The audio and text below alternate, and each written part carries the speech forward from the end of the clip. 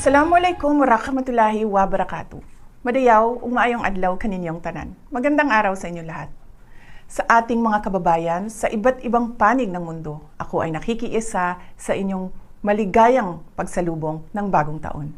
Ang taong 2024 ay sumubok sa ating katatagan at humulma sa atin bilang isang sambayanang naninindigan para sa katarungan at kaunlaran.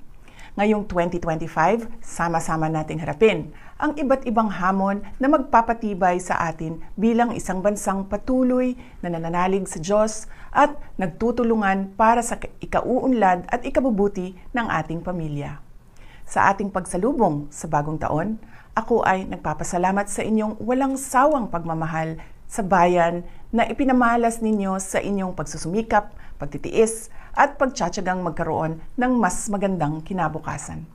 Magpabilin ako nga nahiusa kaninyo sa inyong mga pangandoy alang sa kauswagan ug kalinaw.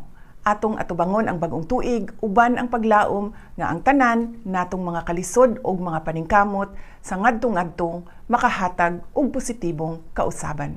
Ang lahat ay para sa Diyos, sa bayan at sa bawat pamilyang Pilipino. Happy New Year sa inyong lahat. Syukran.